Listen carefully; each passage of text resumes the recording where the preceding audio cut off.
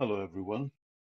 Welcome to my presentation on approximation algorithms of reference aggregation using CPNet. My name is Abu Muhammad Hammad Ali. I am a PhD student at the University of Regina with Professors Boating Young and Sandra Zils. So, the goal of our work is preference aggregation. Preference aggregation is the problem of finding the best collective preference given individual preferences. This has applications in recommender systems and meta search engines. Several studies on preference aggregation already exist. These have focused on exhaustive orderings or other compact representation models, and some have focused on whether the preference aggregation method used satisfies certain desirable voting rules. For our study, we are using a given a certain compact representation model, and the inputs and the output are represented using the same compact model. In particular, the model we are using is called the conditional preference network, first proposed in 2004. A conditional preference network is essentially a directed acyclic graph. The vertices denote the attributes for the outcomes over which we are trying to represent preferences. A directed edge from, let's say, V1 to V2 in this case, tells us that the preference for V2 is conditional on the value assigned to V1. And each vertex is annotated by something called a conditional preference table or a CPT. As you can see, this is basically a total ordering over the domain of the attribute, perhaps conditioned on what value has been assigned to the parent attribute. Once we have a CPNet like this, outcomes are basically a complete assignment to each, each and every attribute. The best outcome can be found using by topologically traversing the graph and assigning the best possible value to each attribute given what has already been assigned to its parent attributes. A CPNet can be used to answer dominance or ordering queries. So in this case, for this CPNet, we know that the outcome 0001 is preferred over the outcome all zeros. However, in general, CPNets cannot order all possible outcome pairs.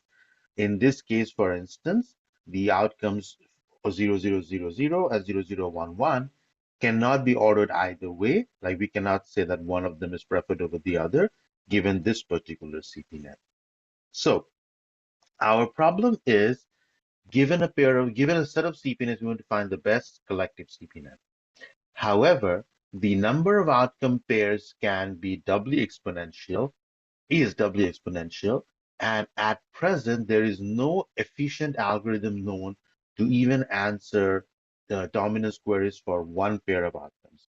Therefore, we chose to restrict ourselves to swaps.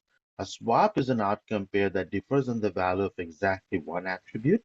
Swaps are much more substantially studied in the literature.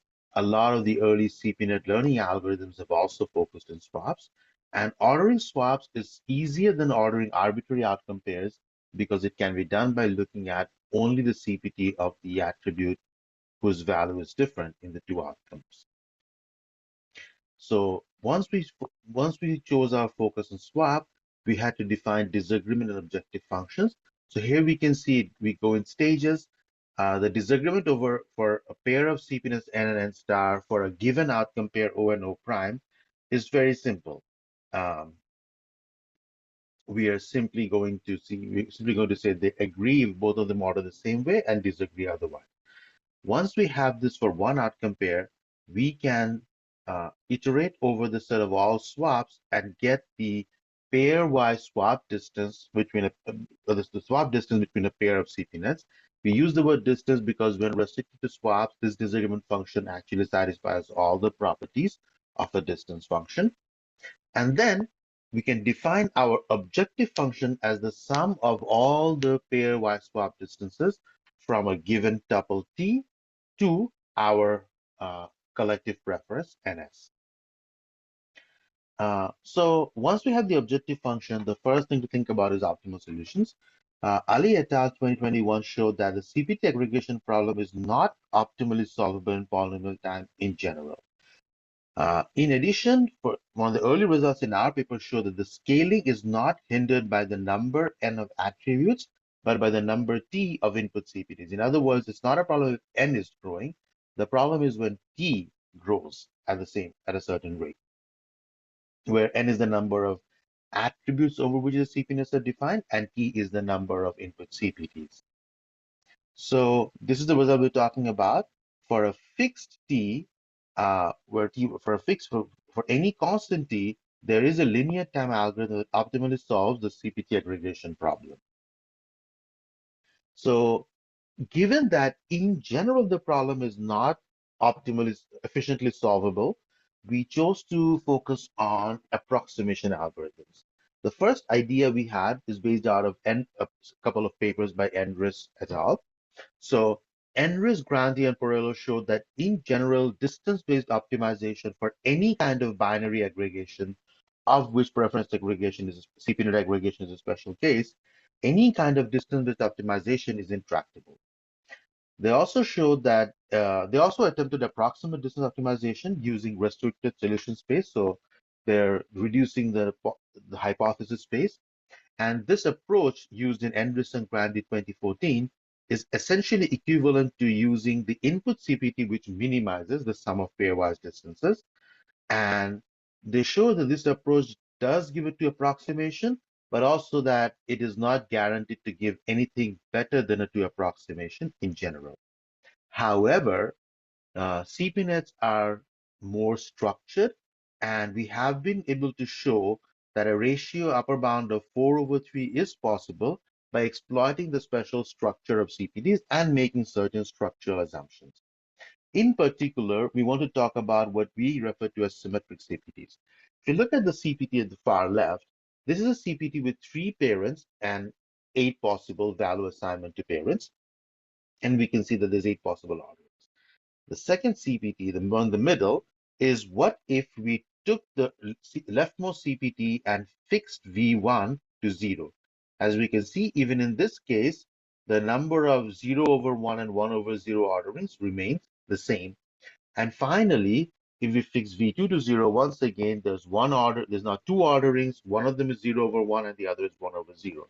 So symmetric CPT is we define a symmetric CPT to be a CPT where for any value assignment to any proper subset of the parents, there are an equal number of 0/1 and 1/0 orderings. So for binary CPTs, the symmetric CPT is one where for any possible value assignment to a proper subset of the parents, the number of each possible ordering is the same. So then that gives us our first theorem in this paper, which is that for any t greater than or equal to 3, as long as t is a problem instance where all the CPTs are symmetric and where all the parent sets are pairwise disjoint, we can show that the approach of simply using the uh, best input CPT can guarantee us an upper bound of 4/3. So at this point, we start talking about two algorithms. There is what we call the trivial algorithm, which is what we just talked about, simply outputting the best input CPT. But we also had the idea of an improved algorithm, which is where for each input parent set P, we find the optimal CPT given that P. And then we output among all of those CPTs, the one that had the minimum score. So we talk about we refer to this approach as the optimal solution using the input parent set. And the real question is, so is using input parent set better than using the best input CPT? Both the trivial algorithm and improved algorithm are polynomial in input size and optimal. Clearly, the improved algorithm, which provably finds the optimal CPT for any given input parent set, cannot be any worse than the trivial algorithm, which simply it outputs the best input CPT. Further, we've been able to show that there is at least one family of inputs when the trivial algorithm cannot attain a ratio of better than 3/2, while our improved algorithm outputs the optimal solution. So these are the theorems related to that. So there's a family of inputs T sub Kn, for some k for any k greater than or equal to 2 and any n greater than or equal to 3. And our theorems show that for for this particular input instance, the improved algorithm finds the optimal solution, whereas the trivial algorithm cannot attain um, cannot attain an objective value better than 3 by 2 times the optimal value, and that's our second theorem. As long as we're using one of the input CPTs, we cannot do any better than 3 by 2, and in reality, it actually approaches 2. So in conclusion, we established we've already established the intractability of optimal aggregation is rooted in the difficulty scaling with the number of input CPTs, not the number of attributes.